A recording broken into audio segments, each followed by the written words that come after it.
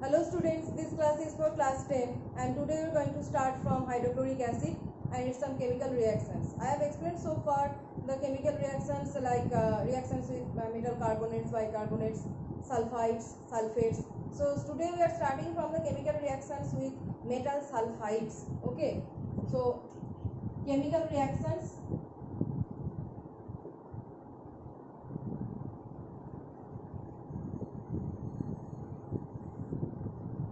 Reactions with metal sulfides.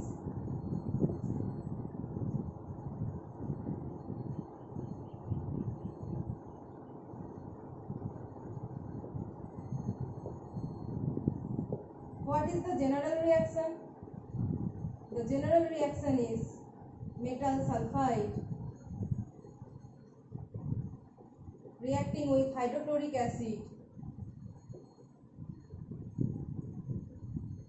Metal sulfide reacting with hydrochloric acid giving corresponding metal chloride. I have said that hydrochloric acid will always give the metal chloride at the major product, whatever the starting is, either it is sulfide, either it is carbonate, bicarbonate. One product will be obviously metal chloride. So metal chloride and hydrogen sulfide and hydrogen sulfide, that is H2S, metal chloride and hydrogen sulfide. So let's discuss an example. Suppose zinc sulfide, ZnS, zinc sulfide reacting with HCl, hydrochloric acid, giving ZnCl2, that is corresponding chloride, zinc chloride, and these two hydrogen and sulfur giving H2S. Okay. So what is next example? Suppose iron sulfide, FeS, iron sulfide reacting with hydrochloric acid giving FeCl2 plus H2S. So one zinc sulfide giving reacting with 2 HCl giving ZnCl2 and 1 H2S. This is reaction with hydrogen sulfide. Next is, you see that in HCl there exists this hydrogen, and due to the existence of this hydrogen it can act as a reducing agent. So next property is reducing property of hydrochloric acid.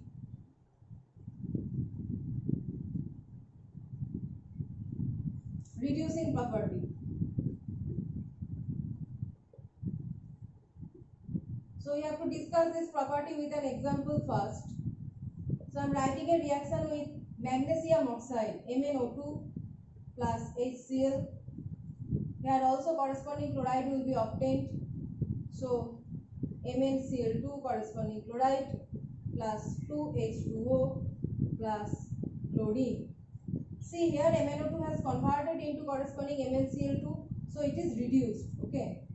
Oxide has been converted into chloride.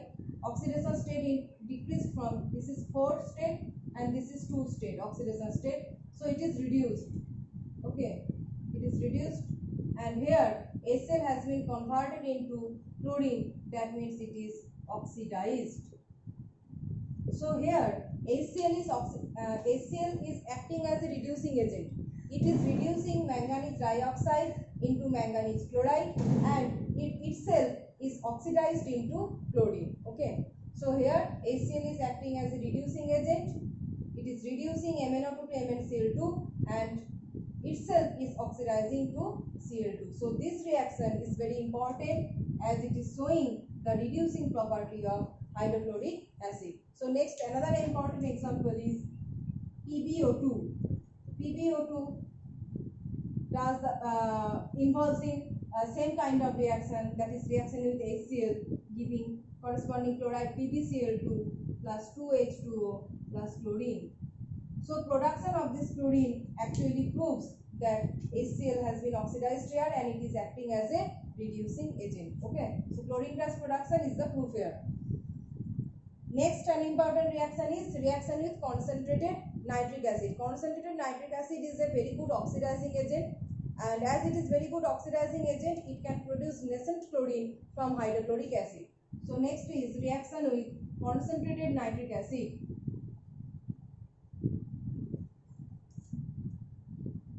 reaction with concentrated nitric acid. Concentrated nitric acid, I have said, this is very good oxidizing agent. This is very good oxidizing agent. So what is the reaction for the production of nascent chlorine? When 1 volume of hydrochloric acid, 3 volume of hydrochloric acid and 1 volume of nitric acid reacts, produces NaCl. This is known as nitrosyl chloride plus water plus 2 chlorine. Okay, so this combination is known as aqua regia.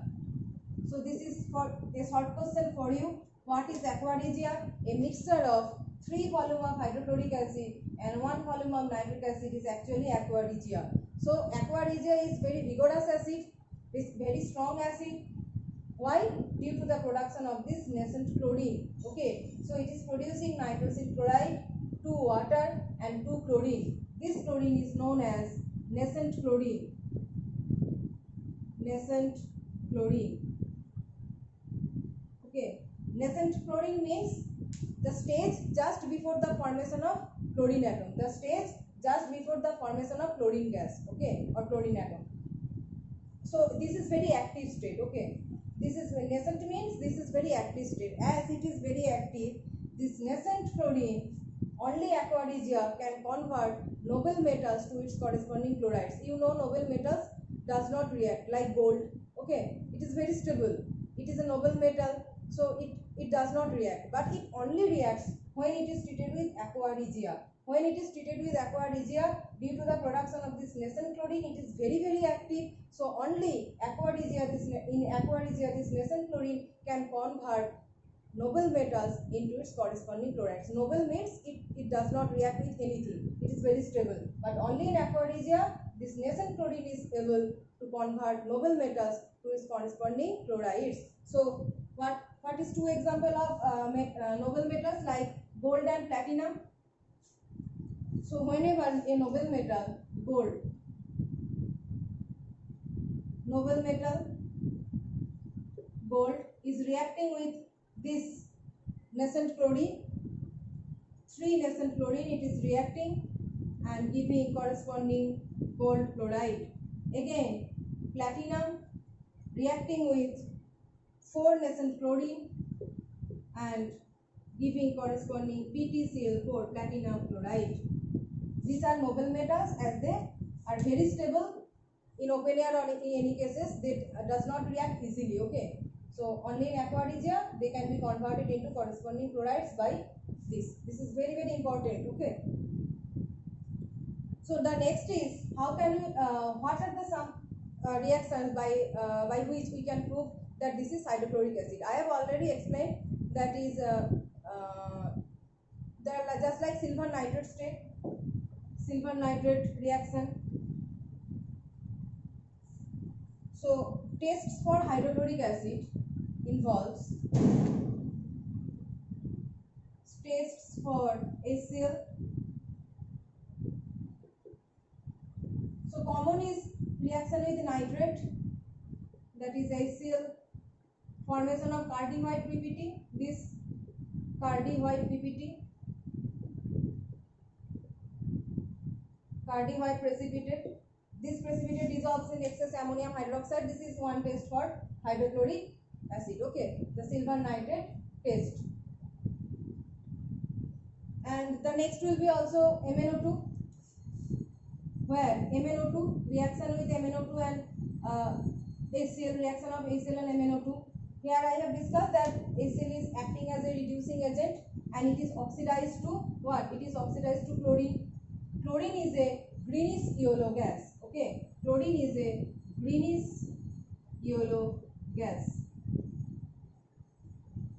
Greenish yellow gas.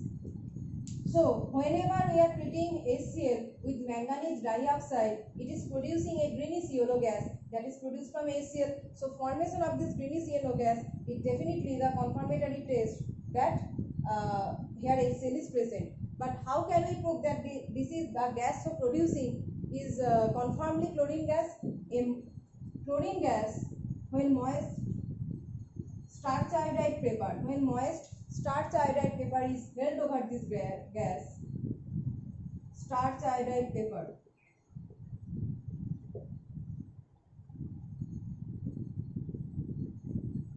when moist starch iodide paper is held over this gas, what happens? The paper turns black. Okay, the paper turns blue black. Okay,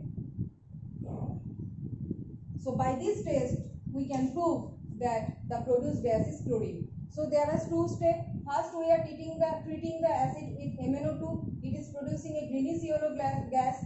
We are suspecting that the gas is chlorine gas. Now how can we prove it? That we are treating that gas with moist starch iodide paper and the paper is converting into blue black. Okay, the paper is converting into blue black, and this indicates that the produced gas is definitely chlorine gas, and chlorine gas is coming from the HCl. Okay, so this is the confirmatory test for HCl. So the last point is HCl is highly soluble in water and it is acidic, and we have discussed these properties, but how can we prove it? We can prove it by fountain experiment.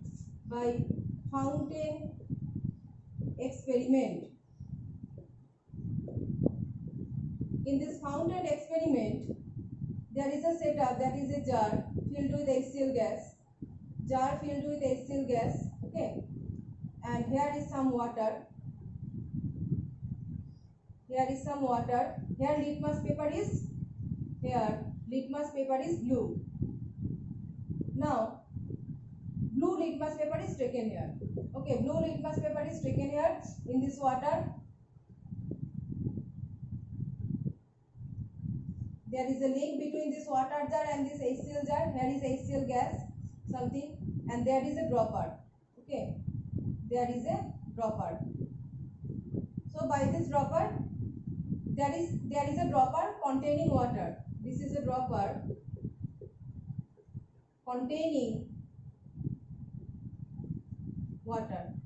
It is a dropper containing water. It is a inverted gas jar containing HCl gas. There is some water where blue litmus paper is taken, and this is a connection, okay, between water and this gas jar. Now when we are pinching the dropper and some drops of water are going in this HCl gas jar, the HCl gas is dissolving with that water. Okay, the HCl gas is dissolving with that water, and some vacancy is created here. Okay, when HCl is dissolving, we are pinching some water, HCl is dissolving in that water, and some vacancy is created here. To fulfill that vacancy, the water from this jar is going to this, and whenever we take